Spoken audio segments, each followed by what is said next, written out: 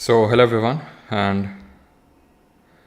Good evening सभी को। उम्मीद करता हूँ मेरी वॉइस प्रॉपर आ रही होगी सभी, तो एक बार कंफर्म कर देंगे। आज हम लोग का रहने वाला lecture number 2 of MTS 150 most important questions.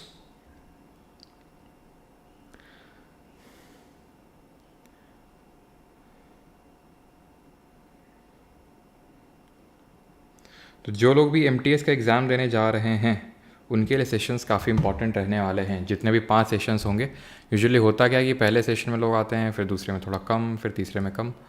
तो भाई जो कम कम होते जाएंगे उनका स्कोर भी कम कम होता जाएगा। अगर आपने देखना है, करना है, तो सारे लेक्चर्स करिए, फिर मत करिए, ठीक है?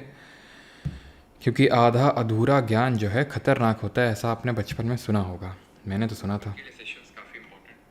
हाँ जी, चलिए तो स्टार्ट करें फिर लेक्चर नंबर 2। हाँ जी, स्टार्ट करें। चलो, पहला question. Dash has 2 traditions, one is sankirtan which is the devotional aspect and the other is Raas. किस पर्टिकुलर क्लासिकल डांस में ये होता है? ओडिसी, सतरिया, मणिपुरी डांस या फिर छऊ? बताइए जल्दी से। तो सही आंसर क्या होगा यहाँ पे? अब संकीर्तन और रास ये होता है आपका मणिपुरी डांस में, ध्यान रखिएगा। मणिपुरी को हम मणिपुरी रास लीला के नाम से भी जानते हैं, मणिपुर का है।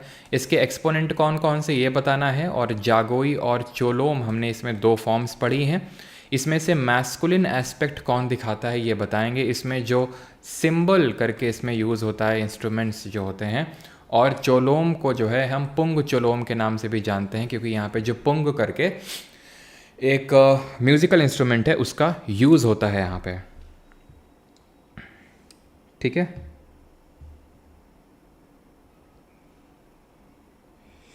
सर प्लीज़ इसके नोट्स प्रोवाइड करा दीजिए, हर चीज़ के नोट्स चाहिए। मणिपुरी डांस की अगर एक्सपोनेंट की बात करें तो कौन कौन इसके एक्सपोनेंट्स हैं? तो गुरु बिपिन सिंह। गुरु बिपिन सिंह को क्या टाइटल मिला था? गुरु बिपिन सिंह नाम याद रखिएगा। निर्मला मेहता नाम याद रखिएगा। निर्मला मेहता के अलावा जो एक नाम आपसे पक्का पूछेगा वो है थियम सूर्यमुखी देवी। थियम सूर्यमुखी देवी। और मैंने आपको ये बोला था कि एक्सेप्ट 1 और 2 हमारे जो नाम हैं उनको छोड़ के जिसके सर नेम में भी आपको देवी देखने को मिल जाए तो वो आपका मणिपुरी से एसोसिएटेड होगा, जैसे कि हमारी बिंबावती देवी, बिंबावती देवी। और कौन है? निर्मला मेहता के अलावा देवयानी चालिया हैं, देवयानी चालिया हैं। राजकुमार सिंघाजीत सिंह हैं, राजकुमार सिंघाजीत सिंह। चारू माथुर हैं। ये सारे नाम किससे हैं? मणिपुरी से। और गुरु बिपिन सिंह को टाइटल मिला था हंजाबा का, ध्यान रखना। इनके नाम पे एक एकेडमी भी है यहाँ पे। सतरिया जानते हैं आप, असम का है। गुरु शंकर देव इसके फाउंडर माने जाते हैं, ठीक है? असम का है, गुरु शंकर देव इसके फाउंडर माने जाते हैं, शंकर देव। भावना और मैं लिख नहीं पाऊंगा भाई, लिखने की एक कैपेसिटी होती, मैं आराम आराम से लिखूंगा। आपको अगर भावना अंकिया नाट नहीं समझ में आ रहा तो सुन ही लो, ठीक है? वहाँ आ जाएगा तो कर ले जाओगे, क्योंकि इतने सारे फैक्ट हैं। 1.5 महीने एग्जाम चलेगा, तो आप ये मत एक्सपेक्ट करो कि बस यही 150 को बस जो MCQ है बस उसी में टिक कर दूंगा तो वही आ जाएंगे, ठीक है? तो सत्तरिया से भावना और अंकिया नाट एसोसिएटेड हैं, प्लस माटी अखोरा करके एक इसमें परफॉर्मेंस होती है। सन 2000 में इसको क्लासिकल डांस का स्टेटस मिला था। और इसके एक्सपोनेंट याद रखना है, तो इंद्रानी पी बूरा, ये नाम बताया था मैंने। प्लस जो 100% आपसे पूछेगा वो है भूपेन हज़ारिका। भूपेन हज़ारिका के रिगार्डिंग ये पूछेगा कि इनको भारत रत्न कब मिला, तो ज़रा बताइए इनको भारत रत्न कब मिला? तो इनको भारत रत्न मिला 2019 में, 2019 में। और ओडिसी से तो आपको ध्यान रखना है, जैसे केलूचरण मोहापात्रा, तो मोहापात्रा, मोहंती, ये सब सरनेम में दिख जाएंगे तो आपके ओडिसी से होंगे। शगुन भूटानी, माधवी मुडगल, ये सब आपके एसोसिएटेड हैं किससे? ओडिसी से। छऊ जो है वो मिनिस्ट्री ऑफ कल्चर इसको क्लासिकल डांस मानता है, वैसे साहित्य अकेडमी तो इसको क्लासिकल डांस नहीं मानता है, उसके अकॉर्डिंग सिर्फ 8 ही होते हैं। लेकिन मिनिस्ट्री ऑफ कल्चर के हिसाब से 9 होते हैं, वो 9वां है छऊ। तो छऊ 3 तरह का होता है, कौन सा नहीं है ये पूछ रहा है। इसी तरह एक और असम का डांस मान लो या फिर फेस्टिवल, ये भी 3 तरह का होता है। ये कौन सा है ज़रा बताइए कमेंट में। तो सराईकेला छऊ होता है झारखंड का, सही है। पुरुलिया छऊ होता है वेस्ट बंगाल का। मयूरभंज छऊ होता है उड़ीसा का। ये सब सही है, बट मरवाड़ी छऊ इस तरह से कोई नहीं होता है, मरवाही छऊ इस तरह से नहीं होता है छत्तीसगढ़ का। छत्तीसगढ़ के डांस आपको याद हैं? एक तो पंथी डांस, जिससे कौन एसोसिएटेड है? राधे श्याम बरले, ठीक है? पंडावनी से कौन एसोसिएटेड है? उषा बरले। और हमारी तीजन बाई। उषा बर्ले को पद्मश्री मिला था 2023 में, ये नाम याद रखना, ये भी पक्का पूछेगा। असम का होता है हमारा बिहू, जो 3 होते हैं फेस्टिवल। कौन कौन से होते हैं? सबसे पहले तो जनवरी के टाइम पे माघ बिहू होता है, ये किस समय होता है? जनवरी के टाइम पे। देन इसके बाद होता है बोहाग बिहू। ये जो बोहाग बिहू होता है इसी को ही रंगाली बिहू के नाम से जाना जाता है। याद ऐसे रख लो, रंगाली, रंग रंग खेला जाता है होली के टाइम पे। होली मतलब वही, होली वैसे होती तो फागुन में है, फागुन के बाद चैत्र ही आता है आपका, मार्च अप्रैल में चैत्र होता है आपका, तो ऐसे याद कर सकते हो। काटी बिहू, काटी आपका कार्तिक के टाइम पे, ये भी बड़ा आसानी, काटी और कार्तिक। तो कटाई जब होती है, हार्वेस्टिंग होती है, हाँ, खरीफ फसल की, तब होता है ये। खरीफ फसल की कब होती है? तो अक्टूबर नवंबर के टाइम पे, कार्तिक के महीने में ये होता है। तो 3 तरह का होता है बिहू भी। बिहू क्या आपका डांस भी है और फेस्टिवल भी है यहाँ का, ठीक है।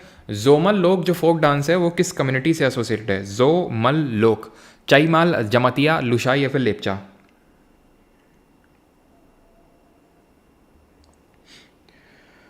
हाँ, गुरु शंकर देव सबका सही है। आशीष, तन्मय, चंदा, वैष्णवी। चलो, तो यहाँ पे अगर हम बात करें तो सही आंसर क्या होगा? लेपचा कम्युनिटी। अच्छा, लेपचा कम्युनिटी से मैंने एसोसिएटेड एक और आपको कुछ बताया था, इनका न्यू ईयर फेस्टिवल। ये कहाँ का है? जोमल लोक, सिक्किम का। सिक्किम में मैंने आपको बताया था क्या? लोसर, लोचर, लोसूंग, नामसूंग, ये सब हैं। तो लोसूंग करती है कौन सी कम्युनिटी? भूटिया। और नामसूंग करती है लेपचा। इसी तरह एक और होता है तामुलोचर, ये भी न्यू ईयर के रूप में सेलिब्रेट किया जाता है सिक्किम में ही, तामुलोचर। इसको कौन सी कम्युनिटी करती है? तो इसको करती है गुरुंग कम्युनिटी। गुरुंग कम्युनिटी करती है इसको, ध्यान रखना है। सागा दावा हो गया, सागा दावा, सकेवा, ये सब ध्यान रखिएगा, सिक्किम से एसोसिएटेड हैं आपके। आगे बढ़ें, बढ़ जाते हैं फिर। लो, द बाल्टी डांस, कहाँ पे बाल्टी डांस किया जाता है? तो इसको हमने ऐसे याद किया था कि बाल्टी की ज़रूरत वहाँ पड़ती है जहाँ पे पानी लाना होता है कहीं दूर से। क्यों? क्योंकि पानी घर में ऐसे तुरंत अवेलेबल होता नहीं है। तो इनमें से ज़रा बताओ डेजर्ट कौन है? डेजर्ट, तो डेजर्ट है लद्दाख। तो लद्दाख में होता है बाल्टी वाला क्या डांस, ठीक है, बाल्टी वाला डांस होता है यहाँ पे। और लद्दाख का एक फेस्टिवल बताओ जो यहाँ की एक मोनेस्ट्री के नाम पे है। उत्तराखंड की अगर बात करें तो उत्तराखंड के अगर हम बात करें तो यहाँ पे झोरा, छोलिया, लंगवीर नृत्य, लंगवीर नृत्य, छपेली, ये सब आपके हैं उत्तराखंड से।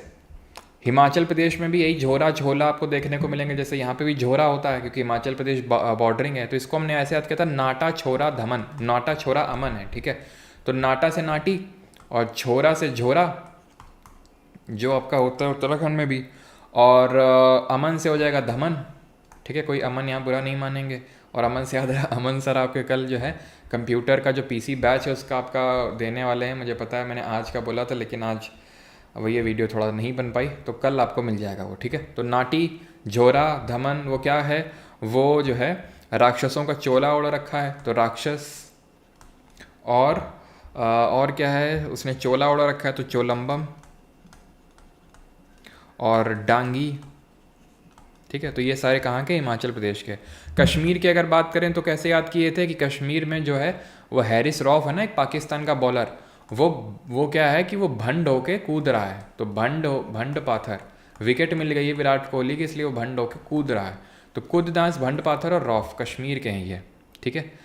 और यहाँ का फेस्टिवल है लद्दाख का हेमिस फेस्टिवल, जो 2 दिन सेलिब्रेट किया जाता है हेमिस मोनास्ट्री में, ठीक है। और इसमें जो डांस परफॉर्म किया जाता है उसको हम क्या बोलते हैं? छम डांस, जो एक तरह का मास्क डांस होता है। और चंग डांस कहाँ का है ज़रा बताओ? कौन से इंस्ट्रूमेंट से एसोसिएटेड है नंदिनी शंकर और रागिनी शंकर? तो ये दोनों लोग जो हैं किससे एसोसिएटेड हैं? वीणा, सितार, वायलिन या फिर मृदंगम? बिल्कुल, ट्यूलिप भी होता है यहाँ पे, आशीष बारिक ने सही ऐड किया है, श्रीपर्णा आर्ट, बिल्कुल। चलो, तो यहाँ पे अगर हम बात करें रागिनी शंकर और नंदिनी शंकर जी, तो ये एसोसिएटेड है वायलिन से। वीणा से हम पढ़ते हैं, जैसे एक तो वीणा से हमारे कौन, और वीणा से एक तो समुद्रगुप्त है, ठीक है। वीणा से औरंगजेब है, औरंगजेब है।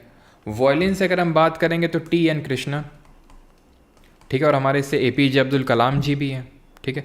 TN कृष्णा। APJ अब्दुल कलाम की ऑटोबायोग्राफी का नाम जरा बताइए। नगाई मुरलीधरन, नगाई मुरलीधरन। लालगुड़ी गोपाल अय्यर, लालगुड़ी गोपाल अय्यर, चिंता मत करो और इसको मैं एक्सटेंड नहीं करूँगा नाम को। मोहनन चंद्रशेखर, ठीक है, मोहनन चंद्रशेखर, चंद्रशेखर। मृदंगम की जब हम बात करते हैं तो इसमें आपको दो नाम याद रखने होते हैं, एक तो वीके और दूसरा यूके शिवरमन। तो आपको शिवरमन अगर सरनेम में दिख जाए तो क्या करोगे, सीधे सिर अपना वहीं मार दोगे मृदंगम में ही। फिर मैं आपसे चलो पूछता हूँ, पूछता नहीं हूँ, अब आगे बढ़ता हूँ, ठीक है। Which are the following Wings of Fire, Wings of Fire, बिल्कुल सबका सही है, ठीक है, विंग्स ऑफ फायर। हाँ, वीजी जोग भी आपके वॉयलिन से एसोसिएटेड है, ध्यान रखना, वीजी जोग, ये भी नाम याद रखिएगा, बहुत अच्छा ऐड किया जिसने अभी किया, ठीक है, वीजी जोग इंपॉर्टेंट है ये भी। कौन सा इंस्ट्रूमेंट है, is normally played in a vertical position and with an arched bow होता है इसमें। तो ये कौन सा होता है, सरोद होता है, सारंगी होता है, सहनाई होता है, वीणा होता है।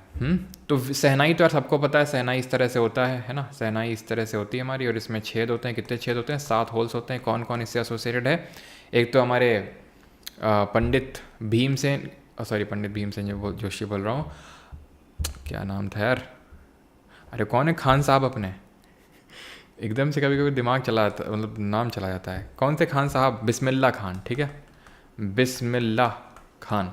इनको भारत रत्न कब मिला था ये बताएंगे आप। और बाकी तो आपको पता है कि इनके नाम पे ईरान की कैपिटल तेहरान में एक ऑडिटोरियम बना हुआ है, रेड फोर्ट में ये सहनाई बजाए थे, और सहनाई को हम किस नाम से, मंगल वाद्य यंत्र के नाम से जानते हैं। और ये एक तरह का सुशिर वाद्य यंत्र होता है, क्योंकि इसमें हमें हवा डालनी पड़ती है, सांस से सांस मिलानी पड़ती है इसमें, ठीक है। फिर शाहरुख खान और कैटरीना कैफ जल्दी से भाग के आते हैं यहाँ पे। बिस्मिल्लाह खान 2001 में इनको मिला था भारत रत्न। और कौन कौन एसोसिएटेड है इससे, कि जब बिस्मिल्लाह खान जी सहनाई बजाएंगे तो लोग प्रसन्न नहीं हो जाएंगे, तुम्हें लगता है, हैं?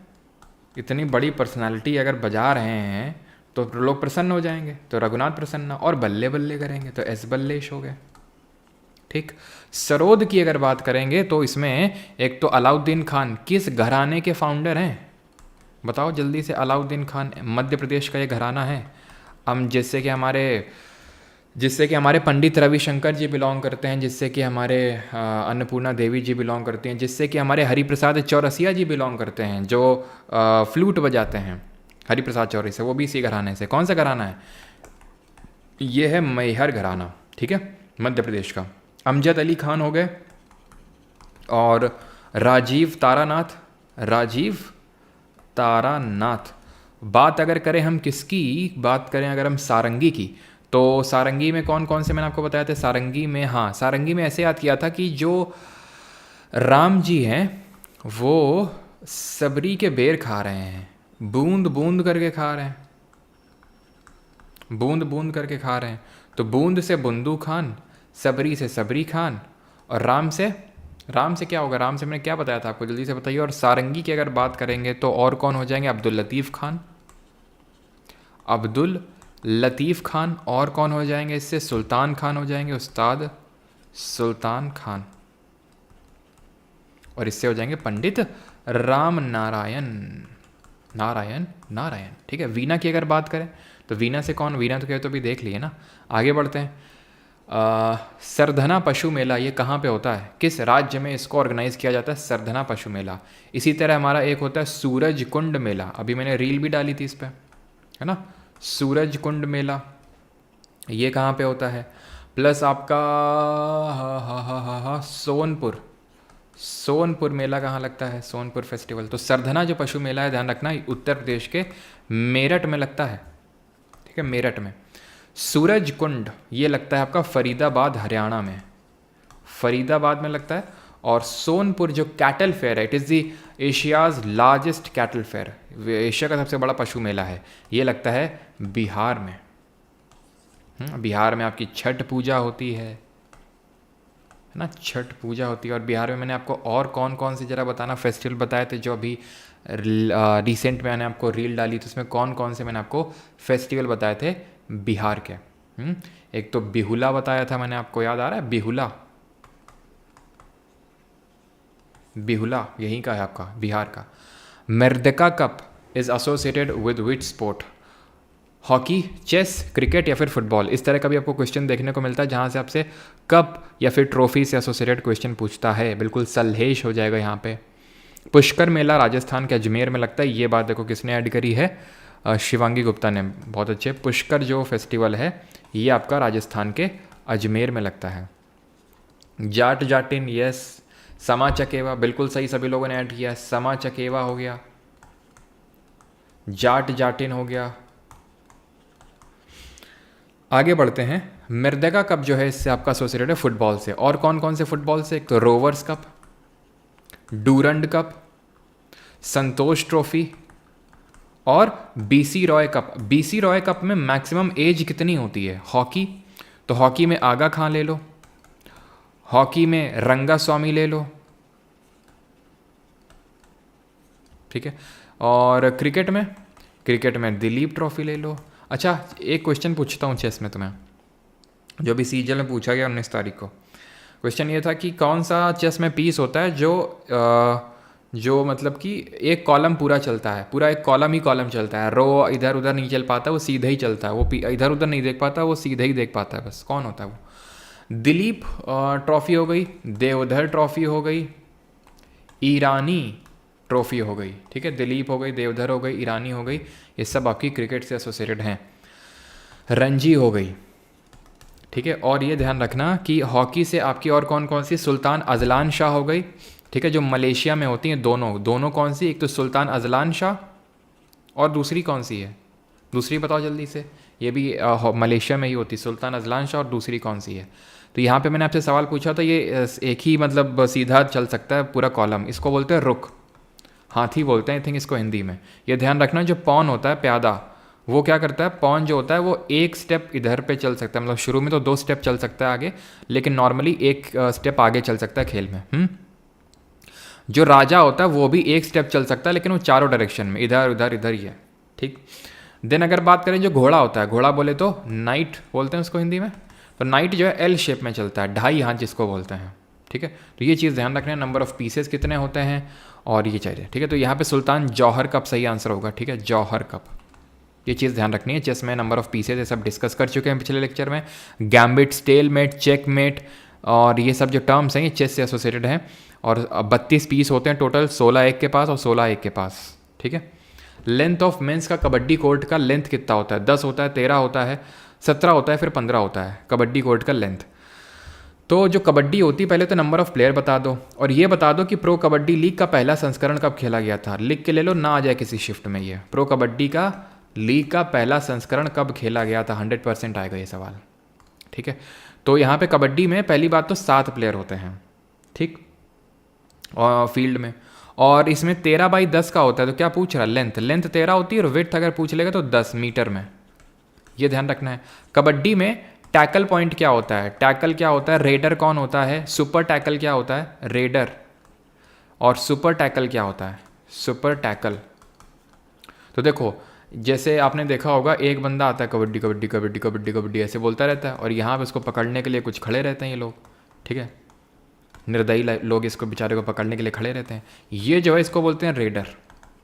और ये जो है, ये जो पूरी टीम खड़ी मान लेते हैं, 7 प्लेयर्स हैं इसमें, तो ये हैं आपके डिफेंडर, ठीक है, ये डिफेंडर है, क्लियर। सुपर टैकल तब बोलते हैं जब मान लेते हैं कि यहाँ पे जो डिफेंडर हैं, पकड़ने वाले सिर्फ कितने हैं? 3 या उससे कम है। 3 या उससे कम जब होते हैं तो उसको, और इसको पकड़ लिए, सुपर टैकल बोलते हैं, और इसमें 1 नहीं 2 पॉइंट मिलते हैं, ठीक है। प्रो कबड्डी लीग का जो पहला संस्करण हुआ था वो सन 2014 में हुआ था। अभी वाला जो हुआ था उसको पुनेरी पल्टन ने जीता है हरियाणा स्टीलर्स को हरा के, ठीक। Konark dance festival has been held at Konark since 1986 between dash every year. तो कोणार्क जो डांस फेस्टिवल है, पहली बात तो कहाँ का है? कोणार्क सन टेम्पल कहाँ का है, जिसको कि हम ब्लैक पगोडा के नाम से जानते हैं। वाइट पगोडा के नाम से किसको जानते हैं? ब्लैक पगोडा के नाम से जानते हैं इस टेम्पल को, और वाइट पगोडा के नाम से, ध्यान रखना, यहाँ पे आपका एक जगन्नाथपुरी टेम्पल भी है, जगन्नाथपुरी मंदिर, जहाँ पे रथ यात्रा निकलती है। और अच्छा ये बताओ, तिरुपति टेम्पल कहाँ पे है? तिरुपति, तिरुमला देवस्थानम कहाँ पे है? तो ये 1 से 5 दिसंबर के बीच में इसको ऑर्गेनाइज किया जाता है। उड़ीसा का है। उड़ीसा के फेस्टिवल हमने कैसे याद किए थे कि 6 खाई या नौ खाई, 6 खाई या 9 खाई, नुआ खाई, नुआ खाई, ये कौन बताएगा, कौन बताएगा, कौन बताएगा। ये जो कलिंग के राजा हैं, कलिंग के जो राजा हैं जो रथ पे बैठे हुए हैं वो बताएंगे। तो छऊ, नुआखाई, कोणार्क, बाल यात्रा, कलिंग और रथ जो आपका यात्रा है जो जगन्नाथ में निकलती है। ठीक है, ये चीज़ आपको ध्यान रखनी है। अच्छा, ये डांस क्या होते हैं यहाँ के उड़ीसा के, तो पुआ खाई, दाल खाई, इस तरह से याद करते हैं। गोती पुआ जो बॉयज़ परफॉर्म करते हैं, दाल खाई, पुआ खाया, दाल खाई, डंडा लेके, डंडा डंडा नाच, डंडा लेके भाग के नाच रहा, तो डंडा नाच, भाग नाच। ठीक है, ये सब कहाँ के डांस हैं, उड़ीसा के हैं। ठीक है, और जगन्नाथ तो आपको पता है, इसको वाइट पगोडा के नाम से जानते हैं। और तिरुपति टेम्पल कहाँ पे, आंध्र प्रदेश की शेषाचलम हिल्स में है, जहाँ पे अभी क्या हुआ है आपको पता है, नहीं पता हो सकता कुछ लोगों को पता ही ना हो। यही तो दिक्कत है हम लोगों के साथ, है ना, कि जिस धर्म को हम फॉलो करते हैं उसके धर्म में कुछ अगर हो जाए तो वही हमें नहीं पता होता है। तो यहाँ पे आपको पता होगा कि जो लड्डू है यहाँ का, जो एकदम बहुत फेमस है, ठीक है, उस लड्डू में घी की जगह सूअर का, गाय का और मछली का जो तेल होता है, जो फैट है, वो पाया गया है। ठीक है, और इसमें ये माना जा रहा है कि यहाँ जो पहली पुरानी सरकार थी वाईसीपी की, जगन मोहन रेड्डी जो इसके पूर्व सीएम थे, उन्होंने पैसा बचाने के लिए उन्होंने पहले एक कंपनी थी नंदिनी करके, तो वो दही बनाती, मतलब घी देती थी और वो एकदम प्योर क्वालिटी का होता था। तो उसने रेट बढ़ा दिए, तो इन्होंने बिडिंग का प्रोसेस स्टार्ट कर दिया कि जो सबसे कम में देगा घी, उसी से घी लेंगे। अरे भैया, जो सबसे कम में देगा तो मिलावट भी तो करेगा, लेकिन उससे क्या, हमें तो पैसा बचाना है। और वो भाई साहब को माना जाता है, जो पुराने सीएम थे, कि वो क्रिश्चियनिटी में कन्वर्ट करने के एकदम मतलब प्रमोट करते थे। ठीक है, और ख़ुद भी वो क्रिश्चियन है। नाम था उनका जगन मोहन रेड्डी। ठीक है, जगन मोहन रेड्डी, लेकिन थे वो एक्चुअल में अंदर से क्रिश्चियन ही। तो ये माना जाता है कि उन्होंने पैसा बचाने के लिए और वहाँ पे अपने कुछ ऑफिशियल्स को घुसेड़ रखा था, जो TTD होता है, तिरुपति तिरुमला देवस्थानम, और वो खूब करप्शन किए और यहाँ खूब पैसा बचाए, घी में पैसा बचाए और लोगों का धर्म नष्ट कर दिए। और कब से नष्ट कर रहे हैं कुछ पता नहीं। वो तो अभी नई सरकार आई है नायडू जी की और पवन कल्याण जो डिप्टी सीएम है, तो उन्होंने जब ये इंक्वायरी वगैरह हुई तब पता ये चला कि ऐसा ऐसा भी हो रहा है। कब से धर्म नष्ट हो रहा है कुछ नहीं पता। मंगल पांडे जी हमारे थे, उन्होंने इसी बात को लेकर, अगर आपको याद हो, चर्बी है ना, उसमें तो उन्होंने जो कारतूस होती है उसको तो खाया भी नहीं जाता है, और तो कोई मंदिर नहीं था यहाँ पे, तो सर मंदिर में प्रसाद में चीज़ें हो रही थी। तो इन्होंने बिडिंग के चक्कर में जो लोवेस्ट बिडर था, जो घी दे रहा था, उसी से ही ले लिया। और ऑब्वियस सी बात है, मिलावट करेगा। जैसे आप भी जाते होंगे दुकान में तो पूछते होंगे ना, मतलब आप जब घी लेने जाते होंगे तो पूछता होगा दुकान वाला कि बताओ भाई किसके लिए चाहिए, खाने के लिए चाहिए कि पूजा वाला चाहिए। तो जब तुमको पूजा के लिए देता है तो पूजा वाला सस्ता मिलता है, तो बेटा उस पूजा वाले में सस्ता होता है। बहुत चांसेस है कि उसमें भी ये बीफ और पॉर्क इन्हीं सब से, क्योंकि ये जो फैट होता है एनिमल फैट, ये काफ़ी जो सस्ते में मिल जाता है। तो बहुत चांसेस है कि आप जो पूजा में आरती में यूज़ करते हैं उसमें भी आपका धर्म नष्ट किया जा रहा हो। ये रियलिटी है, ठीक है, ये रियलिटी है। लेकिन है क्या कि अगर किसी और रिलीजन में होता, जैसे कि मान लो इस्लाम धर्म में होता, जो कि बहुत अच्छी बात है इस्लाम धर्म की, तो भाई सब एक हो जाते हैं, that is called as unity, और इनको काट डालते हैं जिसने भी ये किया था। होना भी यही चाहिए। तो यही एक अच्छी चीज़ है इस्लाम धर्म में, कि भाई अगर इस धर्म से छेड़छाड़ करी तो सारे लोग एक हो जाएंगे। फिर कोई नेशन नहीं। आपको याद है खिलाफत आंदोलन 1919 में शुरू हुआ था, क्या उसका लेने देना इंडिया से था? ना ना ना ना, उसका लेने देना टर्की से था। तो फिर यहाँ पे क्यों हुआ? क्योंकि इस्लाम धर्म को खतरा पहुँचा था, उनके जो प्रॉफिट, उनके जो मेन प्रॉफिट थे, उनको खतरा पहुँचा था। तो इसलिए जो है यहाँ पे ये सब हो गया। हाँ, अभी आपने देखो नूपुर शर्मा करके बीजेपी से थी, वो एक स्टेटमेंट कुछ आया, आज से कभी दिखी वो? आज तक नहीं दिखी। ये होती है रिलीजन के लिए यूनिटी, तो ये होना चाहिए। खैर, हुआ अमंग दी फॉलोइंग, और अच्छी बात है ये, ठीक है, कि रिलीजियस के लिए आप यूनाइट नहीं होंगे तो ऐसे आपके धर्म के साथ छेड़छाड़ होता रहेगा। फिर who among the following is the author of the book red earth and pouring rain a novel. निम्नलिखित में से कौन रेड अर्थ और पोरिंग रेन अ नॉवल पुस्तक के लेखक हैं? तो कौन सा यहाँ पे? विक्रम चंद्रा, शशि थरूर, अश्विन संघी, या फिर तो ज़्यादा अंदर मत घुसो, विवाद हो जाएगा। अच्छा, ऐसा है क्या? बस इसी विवाद के चक्कर में तो आदमी बोलता नहीं है कि विवाद हो जाएगा। और मैंने कुछ पता नहीं क्या बोला, कुछ बोला भी नहीं मैंने तो बोला कि भाई सारे जितने भी धर्म है, चाहे हिंदू हो, चाहे इस्लाम हो, चाहे क्रिश्चियनिटी हो, सबको यूनाइट होकर रहना चाहिए, ठीक है। क्योंकि हर धर्म की कुछ मान्यताएं होती हैं, चाहे वो हिंदू हो, चाहे इस्लाम हो, चाहे वो क्रिश्चियंस हो। अगर उनके धर्म के साथ छेड़छाड़ हो तो फिर उसके अगेंस्ट वॉइस रेज करनी चाहिए, है कि नहीं। और ये तो मैंने आपको बोला भी, जैसे इस्लाम धर्म में क्या होता है कि ऐसा नहीं, जैसे तिरुपति मंदिर आपने देखा होगा कि सचिन तेंदुलकर जा रहे हैं तो उनको तुरंत भगवान के गर्भगृह में लेके जाएंगे, उज्जैन के महाकालेश्वर में जा रहे हैं KL राहुल तो उनको गर्भगृह में लेके जाएंगे, हैं। 1000 रुपये की अलग से लाइन लगती है, 200 की अलग से लाइन लगती है, फ्री वाली अलग लाइन लगती है। मस्जिद में ऐसा नहीं होता है, चाहे जितने बड़े हो, चाहे जितने छोटे हो, सबको एक तरह ट्रीटमेंट मिलता है, ये होना चाहिए, ठीक है। हमारे यहाँ क्या 1000 रुपये वाली अलग लाइन है, तो 200 रुपये वाली अलग लाइन है। 1000 रुपये वाली में तुमको दर्शन मिलेंगे, 100 रुपये वाली में नहीं मिलेंगे। अलग ही सिस्टम चल रहा है, ठीक है। खैर, red earth and pouring rain a novel. और तिरुपति मंदिर काफ़ी one of the richest temple है। खैर छोड़ते हैं, तो आंसर क्या होगा, Vikram Chandra, option number A. और ध्यान रखना, ये जो विक्रम चंद्रा है इन्होंने सेक्रेड गेम्स करके लिखी है एक और, ठीक है।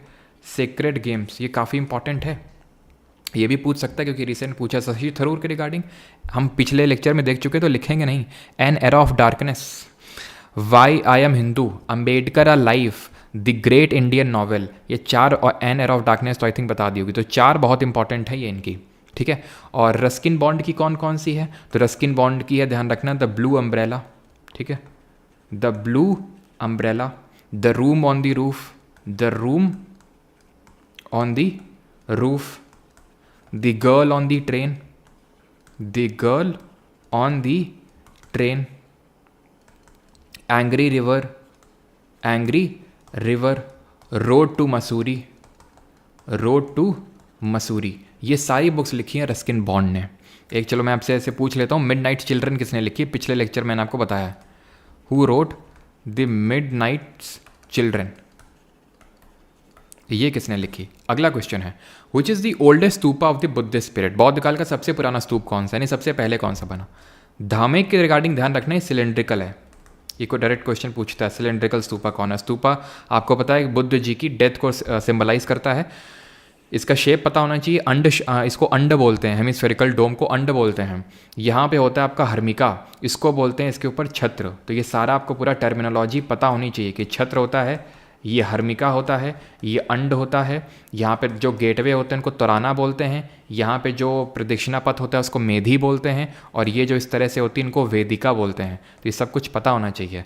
ये धार्मिक स्तूपा कहाँ पे है, ये सारनाथ वाराणसी में। सारनाथ वही जगह है जहाँ पे बुद्ध जी ने अपना पहला उपदेश यानी कि पहला सरमन दिया था। महाबोधि स्तूपा ये कहाँ पे है, तो बोध गया, जहाँ पे बुद्ध जी को एनलाइटेनमेंट की प्राप्ति हुई थी, ठीक है।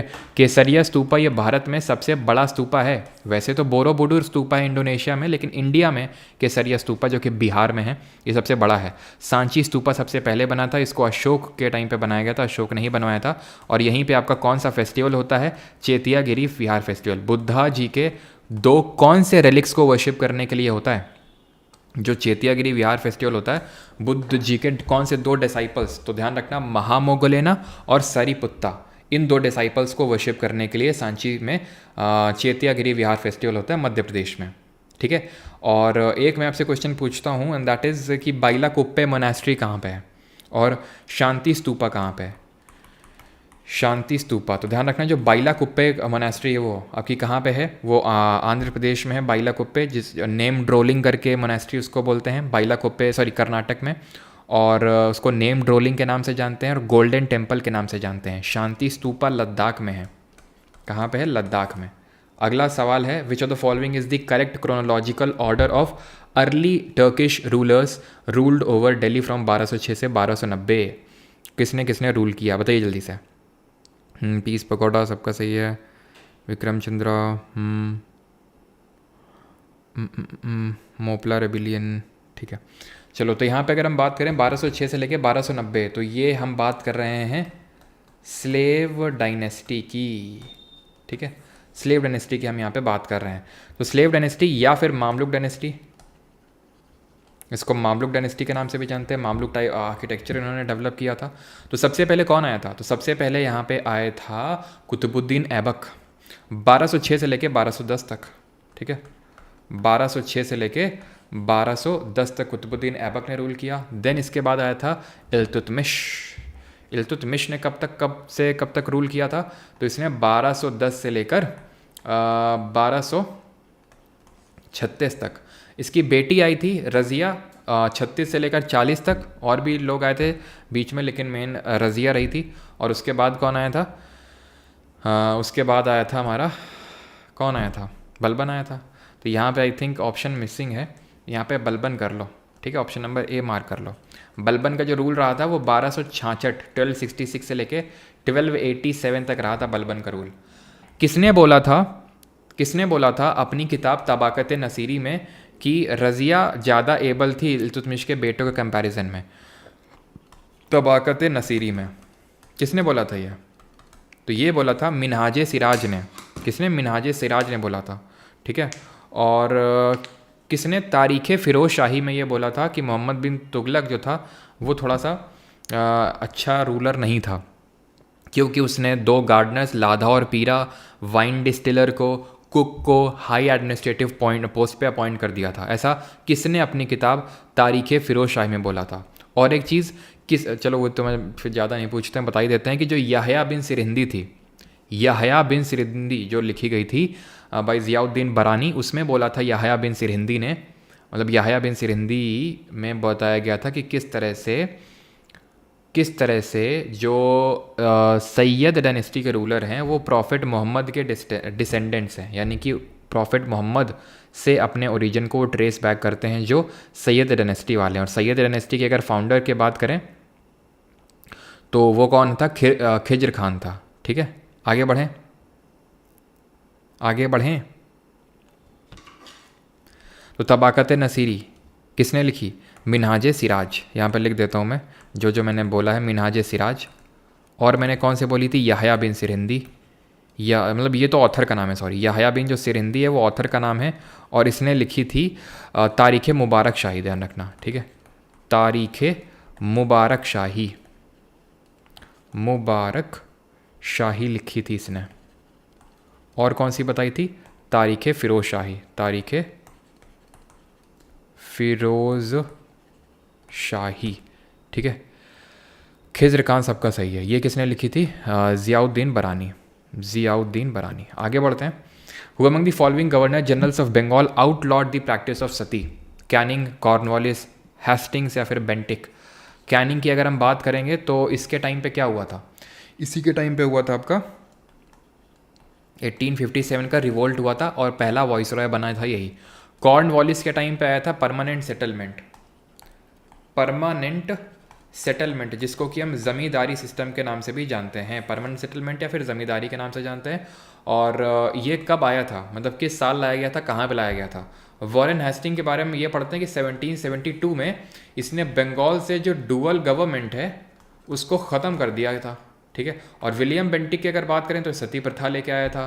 प्लस इसी के टाइम पे मैकोलेज जो मिनट है वो आया था 1835 में, और उसने इंग्लिश एजुकेशन को इंडिया में प्रमोट किया था। तो सती प्रथा जो है इसी के टाइम पे राजा राम मोहन रॉय के एफर्ट्स की वजह से ख़त्म हुआ था, ठीक है। और परमानेंट सेटलमेंट की बात करें तो 1793 में आया था, जो बंगाल वाला रीजन है, बंगाल, बिहार, उड़ीसा, यहाँ पे ये चीज़ ध्यान रखिएगा, यहाँ पे आया था आपका परमानेंट सेटलमेंट। यहाँ पे आया था आपका जो यहाँ पे जो मद्रास वाला रीजन है, यहाँ पे आया था आपका रैयतवाड़ी। रैयत का मतलब होता है पेजेंट, यानी कि किसान। तो रैयतवाड़ी ध्यान रखिएगा, ये आया था आपका 1820 में, 1820 में। और यहाँ पे आया था महालवाड़ी 1822 में, 1822 में। रैयतवाड़ी जो था आपका रिकार्डियन थ्योरी ऑफ रेंट पे बेस्ड था, ये रिकार्डियन थ्योरी ऑफ रेंट पे बेस्ड था। महालवाड़ी की अगर बात करें, और इसको कौन लाया था?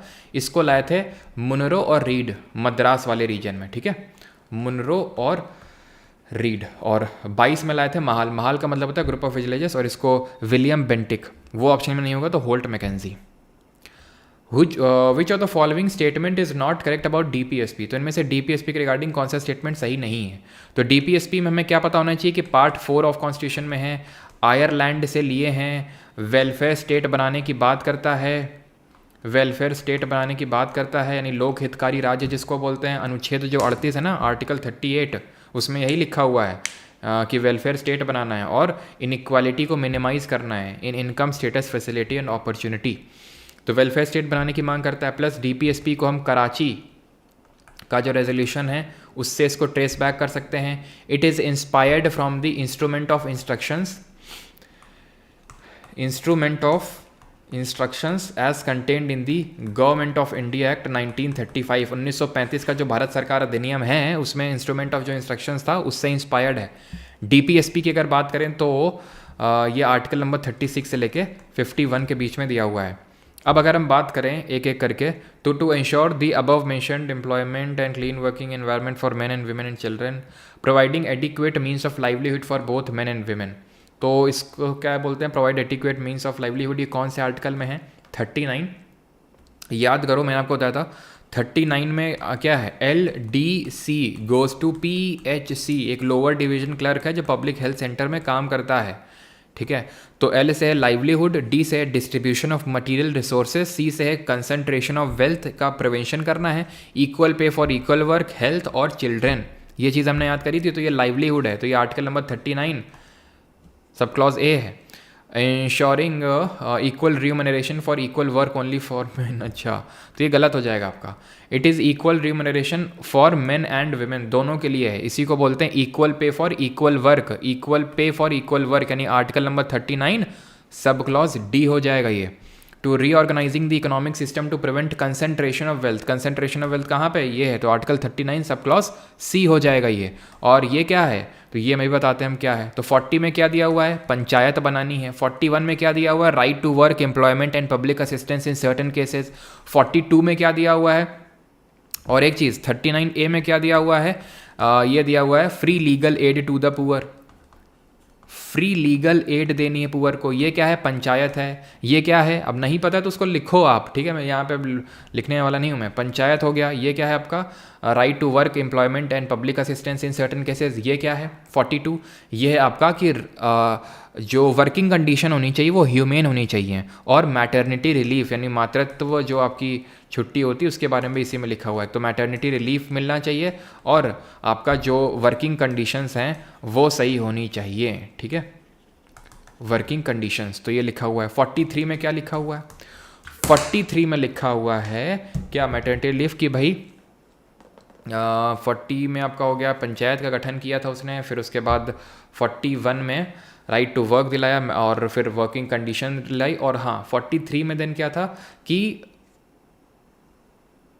रहने योग्य वेजेस मिलने चाहिए। ठीक है, जो वेजेस होने चाहिए वो ऐसे होने चाहिए कि जिससे कि आदमी की जो जीवन शैली है वो चल सके। 43A में क्या है? Participation of workers in the management of industries होना चाहिए। 44 में क्या है? यूनिफॉर्म सिविल कोड है। 45 में क्या है? अर्ली चाइल्डहुड केयर है। तो ये सारी चीज़ें पता होनी चाहिए। 43B में क्या है? कोऑपरेटिव सोसाइटी का फॉर्मेशन है। 43A को 42nd अमेंडमेंट से ऐड किया था। 43B को 97th अमेंडमेंट जो कोऑपरेटिव सोसाइटी के बारे में बोलता है उससे ऐड किया था। तो ये जब जिसकी हम बात करते हैं तो ये आपका कुछ और नहीं बल्कि यहाँ पे देखिए आप कौन सा है ये वर्किंग कंडीशन। तो ये 42 आर्टिकल है आपका। ठीक है, तो ये पता होना चाहिए। कौन सा आर्टिकल है जो एग्रीकल्चर और एनिमल हस्बेंड्री के बारे में बात करता है? Part 16 of constitution deals with, भारतीय संविधान का भाग 16 जो है किससे संबंधित है? इलेक्शंस यानी चुनावों से, special provisions related to certain classes, constitutional amendments, या फिर special provisions related to the municipal corporation. Amendment तो बताया था आर्टिकल 368 में है। दो तरह का अमेंडमेंट इसमें दिया हुआ है, साउथ अफ्रीका से लिए हैं इसको हम, इस पर्टिकुलर प्रोविजन को। पार्ट नंबर 20 में है special provision related to municipal corporation. तो सर म्यूनिसिपैलिटी 9B है, याद है? Part number 9 panchayat, 9 panchayat, 9A municipality, तो 9A होगा। 9B cooperative society. ठीक, और यहाँ पे क्या आपसे क्या पूछ रहा है? पार्ट 16, तो ये होगा आपका special provision related to certain class, जैसे SC ST OBC इनको लेके ये है। ठीक है, और अगर मैं आपसे पूछूं कि पार्ट 11 में क्या दिया हुआ है? पार्ट 11 में क्या दिया हुआ है? भाग नंबर 11 में। भाग नंबर 18 में क्या दिया हुआ है? तो भाग 11 में ध्यान रखना है सेंटर और स्टेट के बीच के रिलेशन, सेंटर और स्टेट के बीच के जो रिलेशंस हैं। भाग नंबर 18 यानी पार्ट नंबर 18 में क्या दिया हुआ है? तो पार्ट नंबर 18 में दिया हुआ है आपका इमरजेंसी। ठीक है, इमरजेंसी के बारे में, आपातकाल के बारे में दिया हुआ है। 3 तरह की है, नेशनल इमरजेंसी 352, स्टेट इमरजेंसी नहीं होता है कुछ, उसको प्रेसिडेंट रूल बोलते हैं एक्चुअल में, 356 और 365, और 360 में फाइनेंशियल इमरजेंसी यानी वित्तीय आपातकाल। ठीक है, बाकी तो आपको पता ही है। पार्ट नंबर 23 में क्या है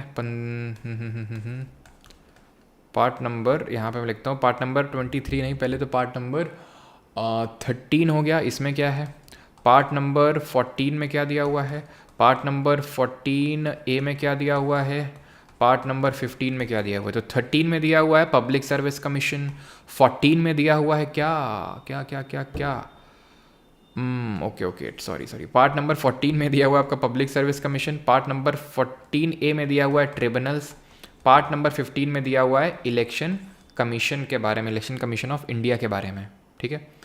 विच of the following is a fundamental duty stated under the Indian constitution, तो इनमें से कौन सी मौलिक कर्तव्य है। तो मौलिक कर्तव्य के बारे में पिछले लेक्चर मैंने शायद आपको बताया था कि सरदार स्वर्ण सिंह कमेटी के रिकमेंडेशन में इनको संविधान में जोड़ा गया था। मूलतः ये संविधान का हिस्सा नहीं थे, they were not originally the part of the constitution. इनको 42nd अमेंडमेंट से जोड़ा गया सरदार स्वर्ण सिंह कमेटी के रिकमेंडेशंस पे। सरदार स्वर्ण सिंह कमेटी के रिकमेंडेशन से 8 फंडामेंटल ड्यूटी जोड़ी गई, लेकिन टोटल कितनी जोड़ी गई थी 42nd अमेंडमेंट से, 10 जोड़ी गई थी। तो 8 स्वर्ण सिंह कमेटी से ली गई और 2 अपने आप से ऐड करी गई। इंदिरा गांधी की सरकार थी उस समय, और आज मौजूदा समय में 11 फंडामेंटल ड्यूटी हैं। जो 11वीं वाली है 86th अमेंडमेंट 2002 से जोड़ी गई थी, जिसमें गार्जियंस को ड्यूटी दी गई थी कि अपने 6 से 14 साल तक के बच्चों को एजुकेशन प्रोवाइड करनी है। प्लस एक और कमेटी फंडामेंटल ड्यूटी से एसोसिएटेड है, उसको हम बोलते हैं justice Verma committee. Justice Verma committee ने यह बताया था कैसे बच्चों को सिखाया जाए फंडामेंटल ड्यूटी, क्योंकि ये आपकी नॉन जस्टिसेबल नेचर की है, यानी कि वाद योग्य नहीं है। इसके अगर आपने फॉलो नहीं किया तो ऐसा नहीं कि आपको सज़ा मिलेगी इसके अगेंस्ट, ठीक है। तो इसको लेके कौन से एक्ट हैं जिसको यूज़ करके लोगों को सज़ा दी जा सकती है, ये सारी चीज़ें जस्टिस वर्मा कमेटी ने बताई। To safeguard public property and absorb violence, violence छोड़ना है और प्राइवेट प्रॉपर्टी को, हाँ पब्लिक प्रॉपर्टी को बचाना है भाई, प्राइवेट प्रॉपर्टी को नहीं, तो ये तो नहीं होगा, ठीक है। वैसे पब्लिक प्रॉपर्टी और वायलेंस वाला किस आर्टिकल में मेंशन है जरा बताइए। To protect dignity, to defend the country, ये कौन से आर्टिकल में ये बताइए। To defend the country and render the national service when called upon to do so. Private property और वायलेंस नहीं करना है। An eye for an eye will make the whole world blind, तो आर्टिकल 51A सब क्लॉज आई में दिया हुआ है। हमें पता है कि 51A में ही सारी की सारी 11 फंडामेंटल ड्यूटी मेंशन्ड है in the part 4A of the constitution. Defend the country and render the national service and called upon to do so. D E में क्या दिया हुआ है, ब्रदरहुड प्रमोट करना है, to renounce practices derogatory to the dignity of the women. J से क्या है, जडेजा, यानी कि हमें सारे इंडिविजुअल और कलेक्टिव रिस्पॉन्सिबिलिटी कलेक्टिव स्फीयर में एक्सेल करना है सारे फील्ड में। और जैसे रैंडम में आपसे पूछ लेता हूँ, एच में क्या दिया हुआ है, एच में ह्यूमनिज्म और साइंटिफिक टेम्पर दिया हुआ है। और जी में क्या दिया हुआ है, ग्रीनरी दिया हुआ है, एनवायरनमेंट को प्रोटेक्ट करना है। एफ में क्या दिया हुआ है, फोर्ट यानी कि जो हमारे मॉन्यूमेंट्स हैं और जो हमारे रिच कल्चर और हेरिटेज है उसको प्रोटेक्ट करना है। ये सारी चीज़ें दी हुई हैं। थर्ड में क्या दिए, सी में, to protect the sovereignty unity और इंटेग्रिटी ऑफ इंडिया। बी में क्या, बापू और भगत सिंह, यानी कि जो उनके नोबल आइडियल्स हैं उससे इंस्पिरेशन लेनी हमें। ए से क्या है, नेशनल एंथम और कॉन्स्टिट्यूशन को रिस्पेक्ट करना, फ्लैग को रिस्पेक्ट करना है। खत्म, आगे बढ़ते हैं। Which river is the third largest in the peninsula of India and the largest of Odisha state, तो इनमें से कौन सी तीसरी सबसे बड़ी है और ओडिशा की सबसे बड़ी है, ये आपको बताना है। हाँ जी, ई से 5 सही है। तो यहाँ पे ध्यान रखिएगा जितनी भी हमारी पेनिनसुलर रिवर्स हैं, ठीक है, पेनिनसुलर यानी कि प्रायद्वीपीय भारत की नदियाँ, उनको हम 2 कैटेगरी में डिवाइड करते हैं। एक तो जो ईस्ट की तरफ फ्लो होती हैं, पूर्व की तरफ बहती हैं, और दूसरी जो पश्चिम की ओर बहती हैं यानी वेस्ट की ओर फ्लो होती हैं। तो जो ईस्ट की तरफ फ्लो होती हैं वो क्यों होती हैं ज़्यादातर ईस्ट की तरफ फ्लो, क्योंकि जो पेनिनसुलर प्लेटो है, प्रायद्वीपीय पठार, उसका जो टिल्ट है, उसका जो झुकाव है वो पूर्व की तरफ है, इसलिए। ठीक, पहली बात। अब कौन कौन सी नदियाँ हैं, तो महानदी है, ये गोदावरी, जिसको कि हम दक्षिण गंगा के नाम से जानते हैं, दक्षिण गंगा के नाम से जानते हैं, इसको वृद्ध गंगा के नाम से जानते हैं, ठीक है, गोदावरी को। कहाँ से निकलती है ये बताइए जरा, कहाँ से निकलती है ये, तो ये निकलती है GT रोड, इस तरह से पढ़ते हैं, जी से गोदावरी, टी से त्र्यंबकेश्वर। तो त्र्यंबकेश्वर महाराष्ट्र से निकलती है। और इसकी अगर हम बात करें सहायक नदियों की, दैट इज़ इसकी ट्रिब्यूटरीज़ की, तो वो कैसे याद करते हैं, तो उसको ऐसे याद करते हैं, MS सुब्बुलक्ष्मी जैसे हमारी हो गई है ना, पर पौआ परसन। और तो M से देखो, M से हो जाएगा आपका मंजीरा, S से सबरी, पेनगंगा, प्राणहिता, पूर्णा, वर्धा, वेनगंगा, इंद्रवती, ठीक है, वर्ल्ड वॉर 1, ये सब इस तरह इसकी क्या है, ट्रिब्यूटरीज हैं गोदावरी की। त्र्यंबकेश्वर से निकलती है। कृष्णा कहाँ से निकलती है, तो कृष्णा निकलती है कहाँ से, कृष्णा निकलती है महाबलेश्वर से। महाबलेश्वर ये भी आपका नासिक महाराष्ट्र में पड़ता है। इसकी ट्रिब्यूटरीज कैसे याद की थी, भीम तू मौसी को घाट पे ले जाके माल रिसीव कर, तो भीमा रिवर। तू तुंगभद्रा, मौसी मूसी रिवर, घाट घाट प्रभा, माल माल प्रभा, ये किसकी हैं? कृष्णा की हो गई आपकी ट्रिब्यूटरीज। तो कृष्णा महाबलेश्वर से निकलती है। और गोदावरी और कृष्णा के बीच में ही कौन सा लेक सिचुएटेड है? इन दोनों के डेल्टा के बीच में। ये आपकी कौन सी रिवर है? ये जो जा रही है छुपके छुपके, चोरी चोरी, ये है पेन्नर रिवर। पेरियार नहीं, पेरियार यहाँ पे बहती है। पेरियार और भरत फूजा यहाँ पे बहती है। ये नीचे वाली पेरियार, ऊपर वाली भरत फूजा है। ये केरल में वेस्ट वेंग रिवर है। ये पेन्नर है आंध्र प्रदेश की। ये नीचे है कावेरी, जो कि कोगाडू डिस्ट्रिक्ट ऑफ कर्नाटक से निकलती है। ताल कावेरी नाम की जगह है। ताल कावेरी में ब्रह्मगिरी की जो पहाड़ियाँ हैं, जो ब्रह्मगिरी हिल्स है, वहाँ से निकलती है ये। क्लियर? तो यहाँ पे थर्ड लार्जेस्ट अगर पूछ रहा है तो आंसर ऑप्शन नंबर बी होगा, महानदी। आगे बढ़ते हैं। विच is the oldest oil producing state of India? Bharat का सबसे पुराना तेल उत्पादक राज्य कौन सा है? तेल सबसे पहले कहाँ से निकाला जा रहा है?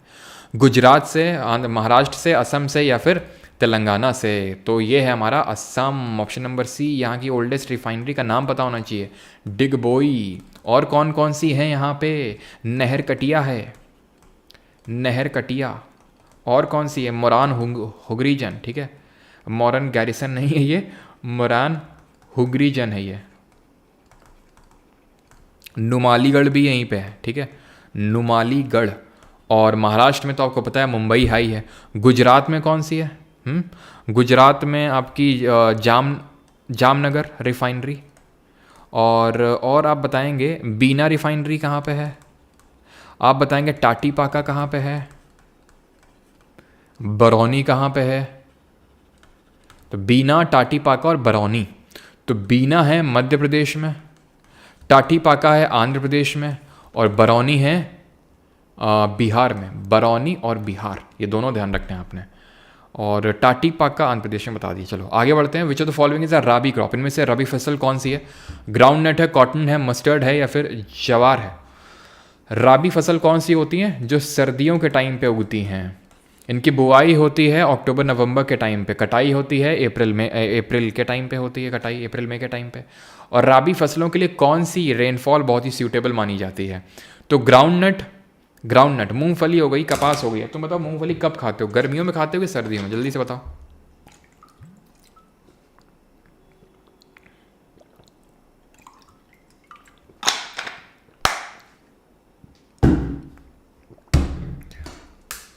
सर्दियों में खाते होगे। तो बोई कब जाती हैं? सर्दियों में तो बोई नहीं जाएंगी ना।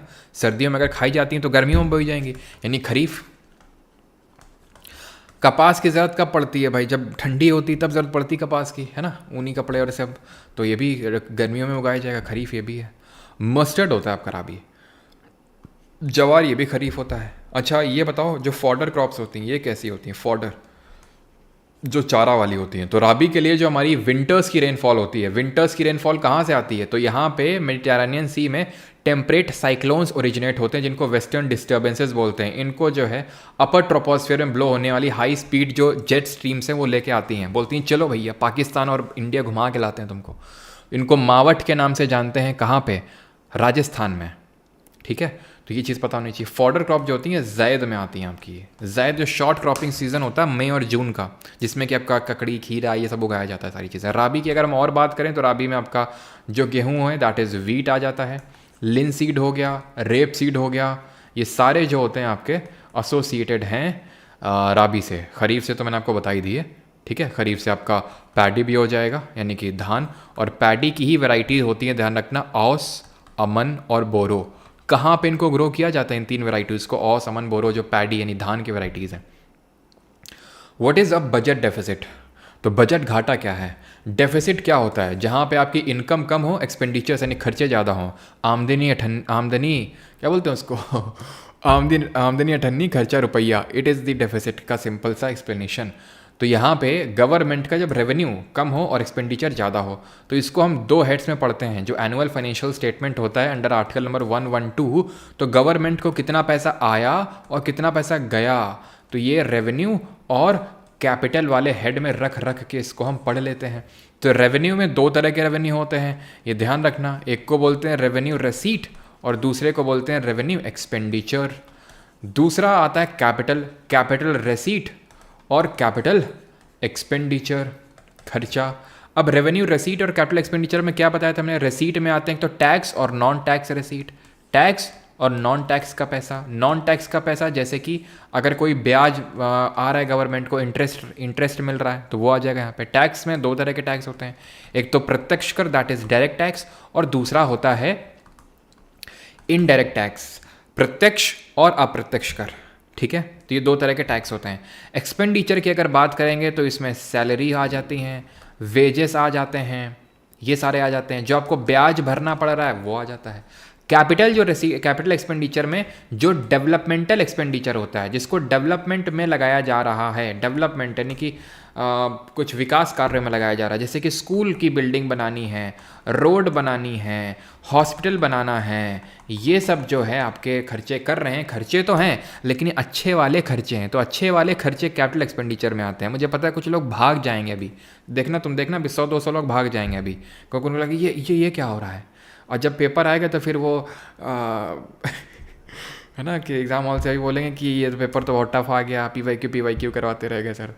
तो रसीट पे आते हैं, तो कैपिटल रसीट पे, तो कैपिटल रसीट में आते हैं हमारे वो कैपिटल रसीट जो हमें लाइबिलिटी बढ़ाते हैं। जैसे कि लोन अगर हमने ले लिया, और लोन के अलावा अगर हमने डिसइन्वेस्टमेंट विनिवेश कर दिया, डिसइन्वेस्टमेंट ये भी आता है। लोन अगर हम चुकता करेंगे, लोन अगर हमने पे कर दिया है तो वो कैपिटल एक्सपेंडिचर में आएगा, अगर हमने लोन को अदा कर दिया, लोन को चुकता कर दिया है। ठीक है, ये बिक गई है गवर्नमेंट। ठीक है, हाँ इंफ्रास्ट्रक्चर। चलो, तो अगर हम बात करें डेफिसिट, तो डेफिसिट क्या होता है, ये घाटे होते हैं। तो घाटे की अगर बात करें तो रेसीट आपके कम, एक्सपेंडिचर ज़्यादा है। तो बजट डेफिसिट जो होता है, पहली बात तो यहाँ पे आंसर क्या होगा, excess of government expenditure, excess of government expenditure over revenue, तो ऑप्शन नंबर डी यहाँ पे सही आंसर होगा। अब होता क्या है ना कि जो बजट डेफिसिट है वो हमेशा ज़ीरो दिखता है, हमेशा ज़ीरो आता है गवर्नमेंट का। यानी कि मतलब ऐसा कैसे पॉसिबल हो सकता है कि जितना कमाया उतना ही खर्च कर दिया, या फिर तो मतलब ये एक्चुअल में ज़ीरो नहीं होता। होता ये है कि गवर्नमेंट को जितना बजट डेफिसिट होता है, जितना भी घाटा होता है, तो उसका वो बोरोइंग कर लेती है, उसका वो लोन ले लेती है, तो ज़ीरो हो जाता है। तो इसीलिए एक फिस्कल डेफिसिट का इस्तेमाल किया जाता है, जिसको राजकोषीय घाटा बोलते हैं। तो फिस्कल डेफिसिट जो होता है, जिसको राजकोषीय घाटा बोलते हैं, ये गवर्नमेंट की बोरोइंग्स को दिखा देता है। इसमें क्या किया जाता है, बजट डेफिसिट से बोरोइंग्स को घटा दिया जाता है, तो पता चल जाता है कि अच्छा गवर्नमेंट ने इतने की बोरोइंग करी है। प्राइमरी डेफिसिट क्या होता है, जरा बताइए, प्राथमिक घाटा क्या होता है। तो अभी हमने यहाँ पे पढ़ा कि टैक्स रेसीट जो होता है ये रेवेन्यू रेसीट होता है, दो तरह के आपके होते हैं ये। ठीक है, देखो 100 गए। आज क्लास ट्रेंडिंग में लाऊंगा मैं रील बना के। अच्छा,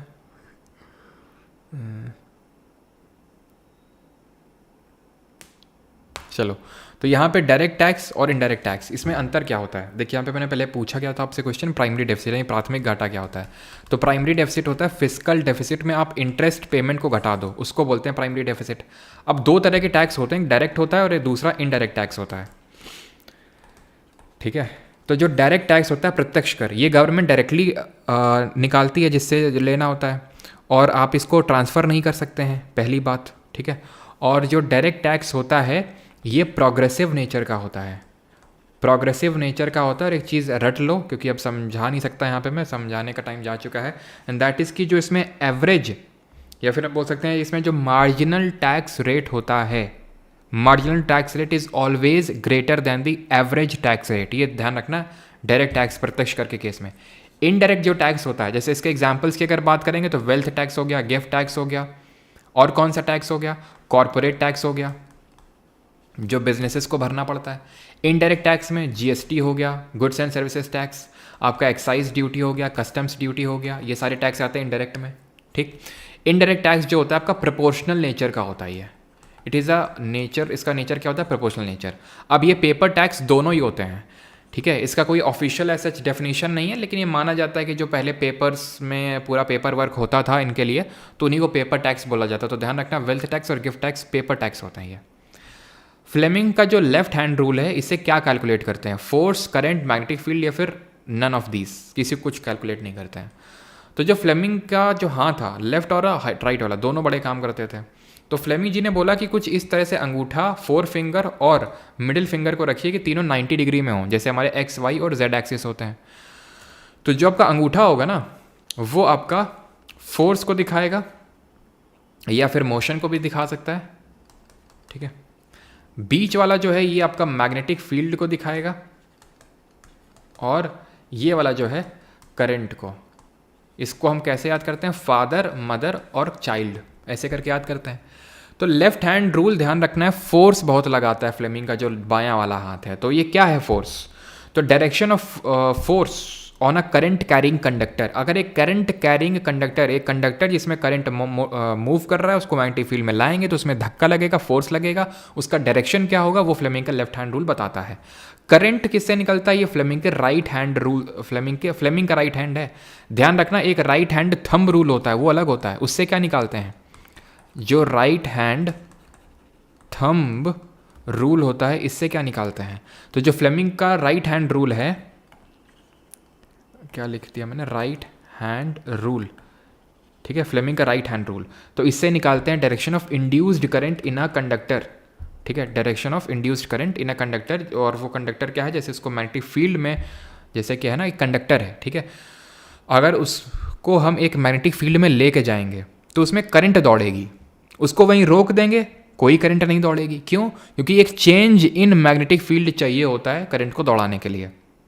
वो पता चलता है फ्लेमिंग के राइट हैंड रूल से। एक चीज़ ध्यान रखना, तो मुझे कमेंट बताओ, मोटर और जनरेटर फ्लेमिंग के किस रूल पे काम करते हैं? लेफ्ट में कौन काम करता है, राइट में कौन काम करता है? राइट हैंड थंब रूल से हम डायरेक्शन ऑफ करंट निकालते हैं in a current direction of magnetic field. इसकी यूनिट बताओ। In a current carrying conductor, in a straight current carrying conductor, straight current carrying conductor. जैसे ये कंडक्टर है, straight current carrying conductor, ऊपर जा रहा होगा करंट है, नीचे जा रहा होगा। अपना अंगूठा रखिए उसी डायरेक्शन में और अपनी उंगली को कर्ल करिए। जिस डायरेक्शन में कर्ल करेंगे, क्लॉकवाइज और एंटी क्लॉकवाइज, वही डायरेक्शन हो जाएगा आपका, ठीक है। ये चीज़ क्लियर। मैग्नेटिक फील्ड की टेस्ला होती है, इंडक्टेंस की हेनरी होती है, और कंडक्टेंस की सीमेंस होती है, कैपेसिटेंस की फैरड होती है। ये चीज़ पता होनी चाहिए हमें, ठीक है। और मैंने क्या क्वेश्चन पूछा आपसे? हाँ, तो जो लेफ्ट हैंड रूल है ना, फ्लेमिंग का लेफ्ट हैंड रूल, इस पे मोटर काम करती है। मोटर क्या करती है? मोटर इलेक्ट्रिकल एनर्जी को, विद्युत ऊर्जा को मैकेनिकल यानी कि यांत्रिक ऊर्जा में तब्दील करती है। और राइट हैंड जो है वो जनरेटर इस पे काम करता है। और जनरेटर जो है आपका EMI, that is electromagnetic induction के कॉन्सेप्ट पे काम करता है। ये कॉन्सेप्ट किसने दिया था? माइकल फैराडे ने दिया था इस कॉन्सेप्ट को, इलेक्ट्रोमैग्नेटिक इंडक्शन, विद्युत चुंबकीय प्रेरण। Consider the following statement about the government of India 1935। Bharat सरकार अधिनियम 1935 के बारे में यहाँ पे बताना है आपको, ठीक है। और यहाँ पे जो आपका जनरेटर होता है वो किसको करता है? मैकेनिकल को इलेक्ट्रिकल में करता है। सेम डायनेमो भी करता है आपका, ठीक है, सेम डायनेमो भी करता है, सबका सही है। NTPC PDF की बारे में कुछ बता दो। अब्रानिल हल्दर, तो अब्रानी हल्दर जी, कोर्स क्रिएट किया जा चुका है, तो PDF कोर्स करके वहाँ पे दिख जाएगा, सारे नोट्स एक जगह आपको अरेंज मिल जाएंगे वहाँ पे, ठीक है। तो 1935 का एक्ट, आज हम लोगों का जो CGL Tier 2 के लिए जो नेटो आज स्टार्ट हुआ था, उसमें भी हमने इसको डिस्कस किया था कि जो गवर्नमेंट ऑफ इंडिया 1935 है, इसने क्या किया था? गवर्नमेंट ऑफ इंडिया एक्ट जो 1919 है, मोंटागी चेलफोर्ड रिफॉर्म्स, इसमें जो प्रोविजंस थे इसको रिवर्स करने का काम किया था इस 1935 के एक्ट ने। 1919 ने क्या बोला था? प्रोविंसेस में डायरेक्टली लाया था ये, है ना। ये क्या किया था इसने? प्रोविंसेस में डायरेक्टली लेके आया था। और इसने सेंटर में बाई कैमरल लेजिस्लेचर दिया था, सेंटर में बाई कैमरल लेजिस्लेचर दिया था, द्विसदनीय विधानमंडल। इसका जस्ट उल्टा कर दिया था, पलटा कर दिया था 1935 ने, जिसने प्रोविंसेस को ऑटोनॉमी दे दी थी, ठीक है। इसने प्रोविंशियल ऑटोनॉमी दे दी थी, इनको स्वायत्तता दे दी थी, और डायरेक्टली ले आया था कहाँ पे? सेंटर में, डायरेक्टली ले आया था सेंटर में, क्लियर। और बस, और बाई कैमरल लेजिस्लेचर दे दिया था प्रोविंसेस को। ऑल इंडिया फेडरेशन बनाने की मांग रखी थी, लेकिन कभी वो आ नहीं पाया, इन्फोर्स नहीं हो पाया। गवर्नमेंट ऑफ इंडिया 1935 से ही हमारा मेजर पार्ट ऑफ कॉन्स्टिट्यूशन को बोरो किया गया है। जो हमारे संविधान का जो ढांचा है, स्ट्रक्चरल पार्ट है, उसको हमने गवर्नमेंट ऑफ इंडिया 1935 से ही बोरो किया है। ये चीज़ आपको पता होनी चाहिए। तो यहाँ पे ये लिखा हुआ है दिस एक्ट कमेंस्ड फ्रॉम 1 अप्रैल 1935। यही स्टेटमेंट गलत है क्योंकि ब्रिटिश पार्लियामेंट ने इसको अगस्त के महीने में पास किया था, तो लागू तो इसके बाद ही हुआ होगा ना। तो अगर तीसरा गलत है तो सारे स्टेटमेंट आपके गलत हो गए। विच of the following acids make the pH of vinegar acidic? कौन है जो pH का मतलब समझते हैं, पावर ऑफ हाइड्रोजन, जो एसिडिक बनाता है, बताइए।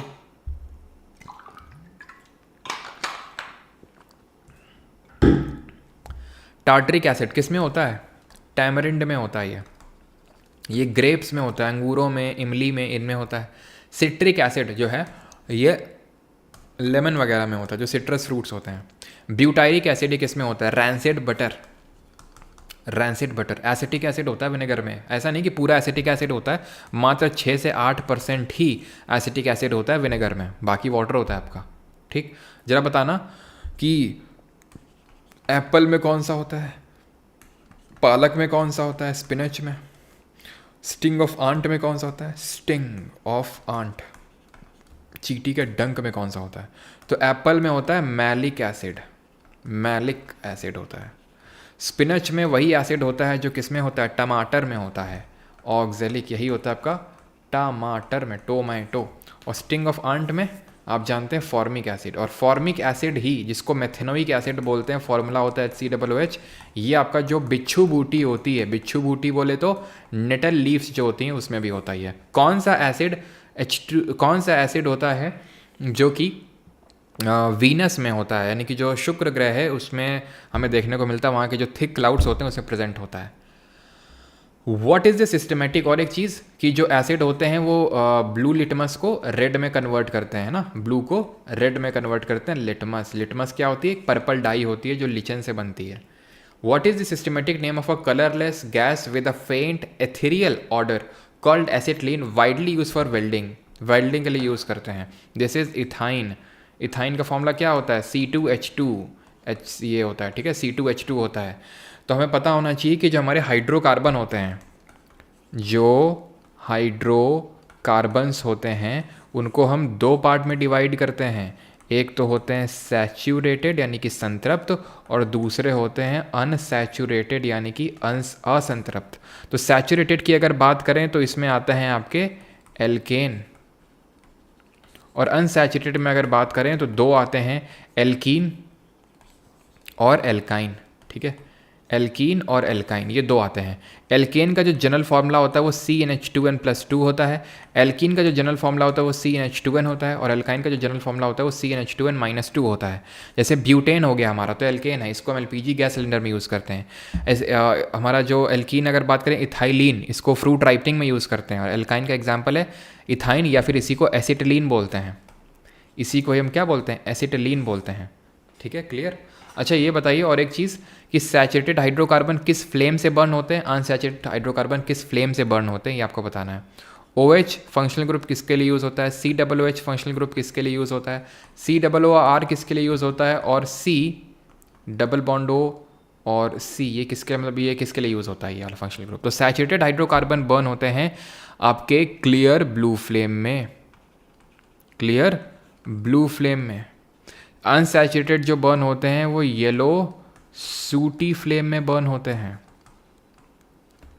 OH ये अल्कोहल, ऑल सफिक्स यूज होता है अल्कोहल के लिए। COOH ओइक एसिड के लिए यूज होता है। COOR it is a ester. COO it is a keto group, ketone के लिए यूज होता है ये। और एक और होता है ROR, इसको बोलते हैं ईथर। ठीक है, जो ईस्टर्स होते हैं वो स्वीट स्मेलिंग कंपाउंड होते हैं। जब हम एसिड को अल्कोहल के साथ मिलाते हैं तो पानी निकल जाता है ना, ऐसे पानी निकल जाता है H2O, और COOR बन जाता है, उसको हम ईस्टर बोलते हैं। Which of the following articles can never be suspended in case of the national emergency? तो जब राष्ट्रीय आपातकाल लगता है तो मौलिक अधिकार जो है हमारे सस्पेंड हो जाते हैं। ये किस पर्टिकुलर मतलब किस कंट्री से इसको हमने लिया है? कोई बताएगा? सर का न्यू बैच कब आ रहा है? बताओ भाई, रॉक्स एंड रोल्स को कब आ रहा है न्यू बैच? तो नेशनल इमरजेंसी की अगर हम बात करें जो आर्टिकल 352 में है, ये कौन से 2 ग्राउंड्स में लगती है, मतलब कौन से ग्राउंड्स में लगती है? तो एक तो वॉर एक्सटर्नल एग्रेशन और इंटरनल डिस्टर्बेंस। ठीक है, इंटरनल डिस्टर्बेंस बिल्कुल गलत, इंटरनल डिस्टर्बेंस नहीं, आर्म्ड रेबेलियन। पहले होता था आपका इंटरनल डिस्टर्बेंस, लेकिन आपको पता होना चाहिए 44th अमेंडमेंट से इसको हटा के आर्म्ड रेबेलियन कर दिया गया है। 3 बार आज तक लगी है। कब कब लगी है? एक तो 1962 में लगी, 1962 में, एक लगी है आपकी 1975 में, और एक आप बताएंगे जरा इसके बीच में कौन सा वो साल है जहाँ पे पाकिस्तान के साथ हमने युद्ध लड़ा था तो इमरजेंसी लगी थी। तो 20 और 21 ये कभी सस्पेंड नहीं हो सकते हैं। 20 किसकी बात करता है? Protection against certain offences, protection against certain offences की बात करता है ये। इसमें 3 आपके सब क्लॉजेस दिए हुए हैं। पहला बात करता है नो डबल जियोपार्डी, यानी कि एक क्राइम के लिए आपको 2 बार सजा नहीं मिलेगी, नो डबल जियोपार्डी। दूसरा किसकी बात करता है? नो, गलत मैंने बोल दिया, पहला बोलता है no ex post facto law, no ex post facto law, यानी कि जो जिस समय आपने क्राइम किया है उस क्राइम की सज़ा उस समय जो उस कानून में लिखी होगी वही मिलेगी। नो डबल जियोपार्डी इसमें है, यानी कि आपको एक क्राइम के लिए एक ही बार सज़ा मिलेगी, और इसमें नो सेल्फ इंक्रिमिनेशन, यानी आपको आपके खिलाफ गवाह नहीं बनाया जा सकता है। ठीक, इतनी चीज़। 21 आप जानते हैं right to life and personal liberty है इसमें, right to life and personal liberty, और ये बहुत बड़ा आर्टिकल है 21। Right to health, right to sleep, ये सब आपको 21 में देखने को मिलेंगे। 19 में कितने टोटल राइट्स हैं? आर्टिकल नंबर 19 में कितने टोटल राइट्स हैं? और ये होगा आपको यहाँ पे 1971 और कुछ। ये हमने वेमार कॉन्स्टिट्यूशन ऑफ जर्मनी से लिया है, जो नेशनल इमरजेंसी के राइट्स के टाइम पे फंडामेंटल राइट्स सस्पेंड हो जाते हैं। आर्म्ड रेबेलियन के केस में ध्यान रखना आर्टिकल नंबर 19 ये भी सस्पेंड नहीं होता। 20-21 तो कभी सस्पेंड नहीं हो सकता है। और अगर आर्म्ड रेबेलियन के ग्राउंड में लगी इमरजेंसी तो आर्टिकल नंबर 19 में जो 6 राइट्स हैं, है ना, आर्टिकल नंबर 19 में कितने राइट्स हैं? 6 मौलिक अधिकार हैं, 6 राइट्स हैं। वो उसको हम कैसे याद रखते हैं? उसको हम सामरो से याद रखते हैं, सामरो। Speech and expression, assemble peacefully without arms, right to form association, right to move freely through the territory of India, right to reside and settle any part of India, right to occupation. ये 6 rights हैं article number 19 में, 19 clause 1 में। ठीक, ये आपका 19(1)(a) है, ये B है, ये C है, ये D है, ये F है, ये F है, E है, ये F कैसे हो जाएगा? F तो रिमूव हो चुका है, राइट टू प्रॉपर्टी था इसमें, और ये G है, यानी F एग्जिस्ट ही नहीं करता है, क्योंकि राइट टू प्रॉपर्टी को 44th अमेंडमेंट से हटा के part number 12 of constitution article 300A में डाल दिया उसको। कम, चलो अभी कल एक क्वेश्चन रखेंगे, कल नहीं, जो हमारा अगला सेशन होगा ट्यूसडे को, रेट वाला क्वेश्चन रखना है। 5 लेक्चर फिर देख के जाना अच्छे से, ठीक है। स्पाइडर जो है हमारा किस फाइलम से बिलोंग करता है? पॉरीफेरा, मोलस्का, ऑर्थ्रोपोडा या फिर एनालिडा? तो ये बिलोंग करते हैं, देखो पोरीफेरा से तो हमारे कौन बिलोंग करते हैं? स्पॉन्जेस, जैसे कि यू बोल नहीं पाता मेरे इसको मैं, ठीक है, अपने हिसाब से बोल के देख लेना। इसको हम बोलते हैं ग्लास स्पॉन्ज, यूपटेला, ठीक है, ग्लास स्पॉन्ज इसको बोलते हैं। इसमें कौन सी सेल्स देखने को मिलती हैं? कॉलर सेल्स होती हैं इसमें। मोलस्का क्या होता है? गोलू मोलूसा होता है ये। गोलू मोलूसा इसमें क्या होता है? जैसे स्नेल हो गया, गोलू मोलूसा होता है। ऑक्टोपस हो गया, छुओगे तो गुदगुदी से ऐसी मचेगी, गोलू गोलूसा, ठीक है, ऑक्टोपस हो गया। ऑर्थ्रोपोडा में क्या होता है? ऑर्थ्रोपोडा में आपके जॉइंटेड लेग्स होते हैं, जुड़े हुए पैर होते हैं। ओपन सर्कुलेटरी सिस्टम होता है, दैट इज खुला परिसंचरण तंत्र होता है, ठीक है। राइटिंग अब ऐसे ही बन पाएगी क्योंकि हाथ दर्द कर रहा है। ओपन सर्कुलेटरी सिस्टम, खुला परिसंचरण तंत्र होता है इसमें। प्लस इसमें क्या होती है? सेगमेंटेड बॉडी होती है, सेगमेंटेड बॉडी होती है। सबसे बड़ा फाइलम है, it is the largest phylum. और जो मोलस्का है ये दूसरा सबसे बड़ा फाइलम है। तो जुड़े हुए पैर किस में होते हैं? मच्छर में होते हैं, केकड़े में होते हैं, बिच्छू में होते हैं, जिसमें भी होते हैं जुड़े हुए पैर, ठीक है। सब आर्थ्रोपोडा में आएंगे। तो ऑप्शन नंबर स्पाइडर, जुड़े हुए पैर होते हैं, पलट के देखना कभी, पैर जुड़े हुए मिलेंगे, ऑर्थ्रोपोडा, ठीक है। और इसमें सबसे बड़ा क्लास कौन सा होता है?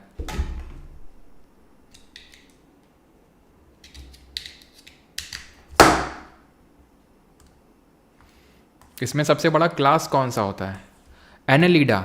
एनालिडा, यहीं से तो सेगमेंटेशन ऑफ बॉडी स्टार्ट होता है, जैसे कि अर्थवॉर्म यानी कि जो हमारा केचुआ हो गया, और लीच जिसको जोंक बोलते हैं हिंदी में, ये होते हैं जिनमें कि सेगमेंटेड बॉडी होती है, ठीक है। क्या इनमें से किसके पास सीलॉम नहीं होता है? बताओ जल्दी से, इनमें से किसके पास सीलॉम यानी कि ट्रू बॉडी कैविटी नहीं होती है?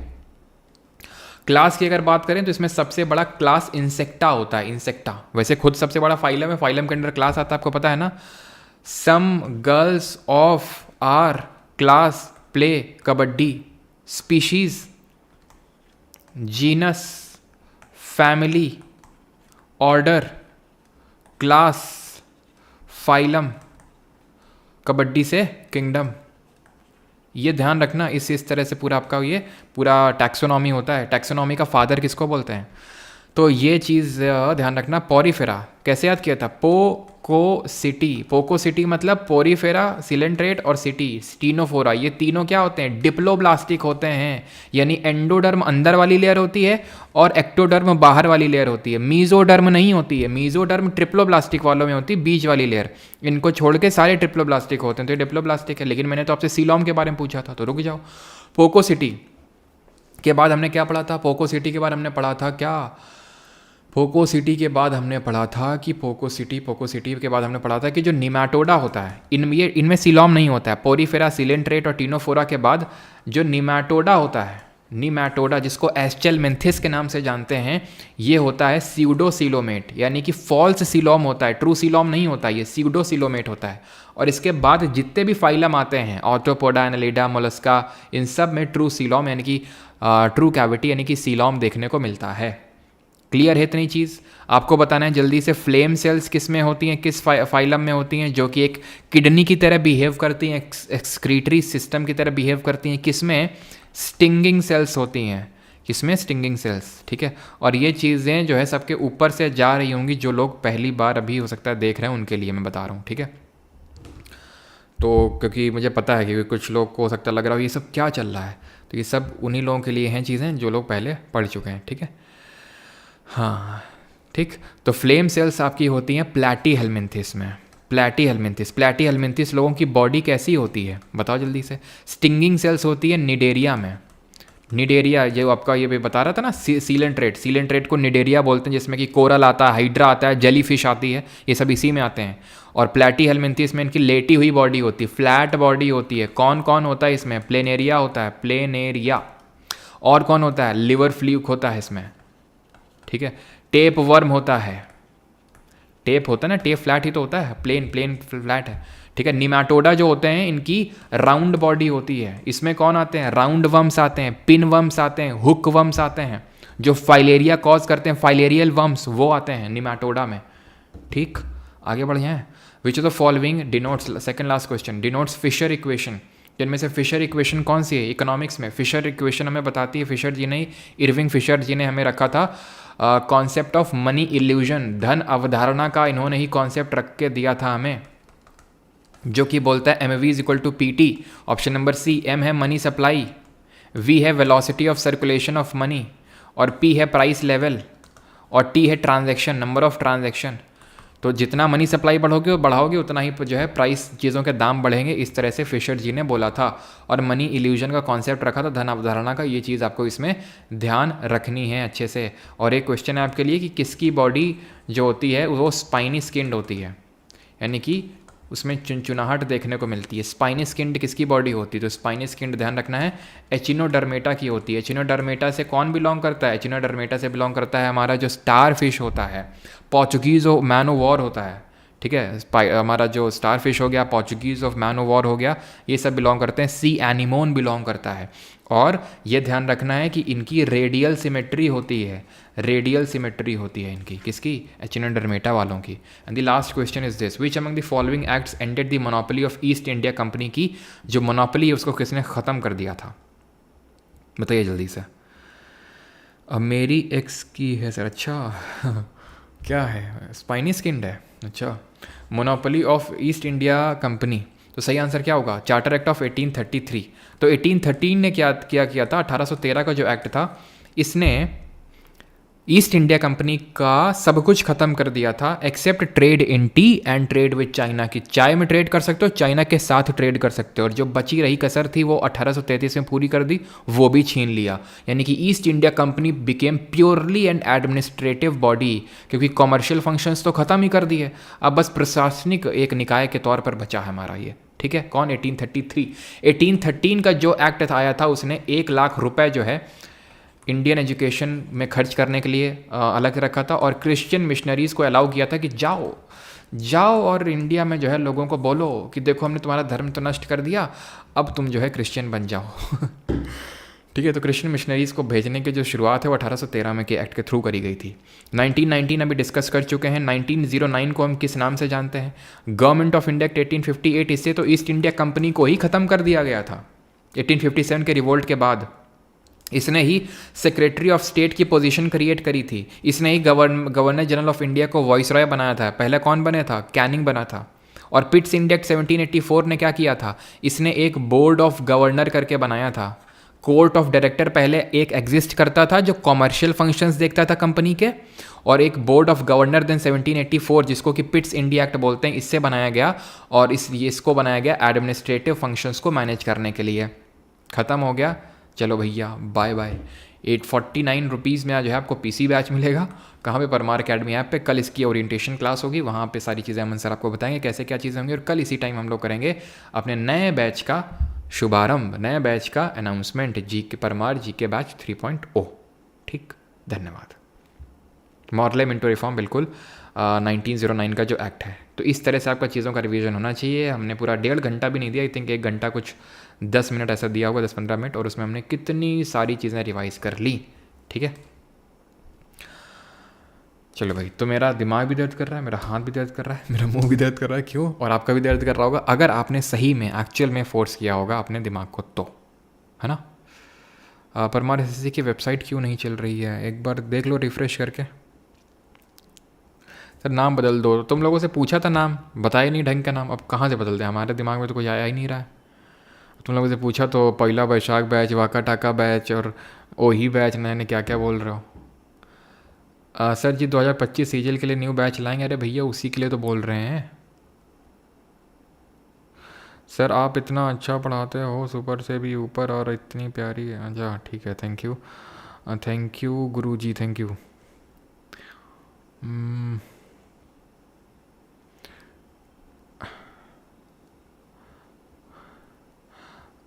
परमार है अभिजीत गुप्ता, उसके लिए कोड जो कूपन कोड ऑफ जीके 2.0 के लिए पूछ रहे हैं। छऊ बैच वगांडा बैच, बस बस अब जाना पड़ेगा। इसी सुबह वाली क्लास में बस यानी यही बोल दिया था, तो ऐसे ही रिकमेंडेशन आने लगे था, अग्निपथ बैच, ये बैच वो बैच। मैं तुरंत अंधेला 3.0 यहीं फेंक के मारूंगा सुधीर यादव। अंधेला 3.0। हाँ चलो बिल्कुल, थैंक यू भाई सभी को। सर आपकी वॉइस मेरी तरह है बिल्कुल। अच्छा